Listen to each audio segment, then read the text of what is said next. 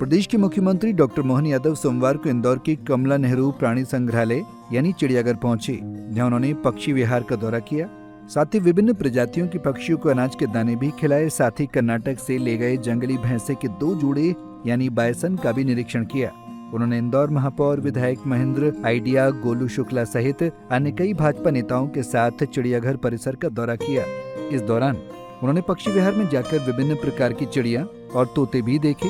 पक्षी विहार में कई विदेशी प्रजातियों के पक्षी भी शामिल हैं। मुख्यमंत्री ने कहा कि इंदौर नगर निगम और चिड़ियाघर के प्रयासों से वन्यजीव संरक्षण को बढ़ावा मिलेगा और पर्यटन के नए अवसर खुलेंगे।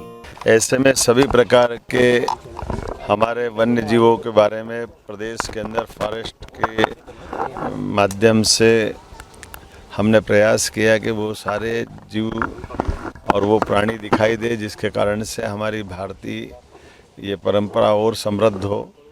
कई सारी ऐसी प्रजातियां भी हैं जो काल के प्रवाह में पहले यहाँ थी, आज ख़त्म हो गई। ऐसे में हमने पिछले समय यहाँ कोबरा देने का प्रयास किया था। कोबरा हमारे यहाँ 60-70 साल पहले तक मध्य प्रदेश में होता था। उसके बाद में वो छत्तीसगढ़ जब अलग हुआ और फिर छत्तीसगढ़ के उस कुछ हिस्सों में बचा है। ऐसे में हमने कोबरा वापस मध्य प्रदेश में आए तो यहाँ जू में दिया था और उसकी पेड़ बनाया है। हमारे लिए पिछले समय यहाँ वातावरण की दृष्टि से जेबरा ने अपना परिवार बढ़ाना प्रारंभ किया है। ये साउथ अफ्रीका का जानवर हमारे यहाँ इस आबोहवा को अपना रहा, ये अच्छी और गौरव की बात है। बीते समय यहाँ से लायन का जोड़ा हमने दिया और बदले में बाइसन अर्थात जंगली भैंसा के 2 जोड़े और शुतुरमुर्ग के 2 जोड़े लाए हैं। शुतुरमुर्ग ये पक्षी भले ही है लेकिन उड़ने वाला पक्षी नहीं है, लेकिन ये हमारे लिए अपने इस प्रदेश का गौरव बढ़ाने के लिए ऐसे लगातार प्रयास कर रहे हैं जिनके माध्यम से हमारे वन्य संपदा से वापस हम अपने उस दौर में आए और लोगों की जानने समझने की, जिनको ज्ञान अर्जन करना, उन नज़दीक से देखने की, परस्पर आत्मीयता को डेवलप करने के लिए प्रयास कर रहे हैं। मैं इंदौर जू के आज इस यात्रा में अपने नए मेहमान जू के अंदर बाइसन के जो जोड़ों के नाम भी बड़े जोरदार हैं, रुद्र, कल्की, तापी, तुलसी, ये चारों हमारे परिवार का हिस्सा बने हैं। और जैसा कि हमको मालूम है कि कान्हा में हमारे यहाँ बाइसन बहुत अच्छे से अपना जीवन गुजर बसर कर रहे हैं।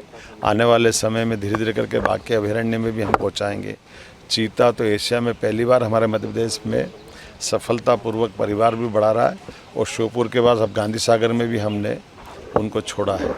मैं मान के चलता हूं कि ये क्रम जारी रहना चाहिए। यशस्वी प्रधानमंत्री सभी क्षेत्रों में बराबरी से ध्यान दे रहे हैं। ऐसे में ये इकोसिस्टम फिर डेवलप हो, हमारा भी प्रयास रहेगा। एक बार फिर मैं अपने इस जू के माध्यम से प्रदेशवासियों को, देशवासियों को ये कहना चाहूँगा कि मध्य प्रदेश समान रूप से सभी क्षेत्रों में बढ़ रहा है। ऐसे वन्य संपदा के माध्यम से भी एक नई छलांग लगाने के लिए हम लोग आगे बढ़ रहे हैं। आइए अपने नज़दीक से परमात्मा की इन कृतियों को भी देखें और सह अस्तित्व की भावना को भी प्रोत्साहन दें। मेरी अपनी ओर से बधाई। उन्होंने कहा कि मध्य प्रदेश में पशु पक्षियों के लिए असीम संभावनाएं हैं।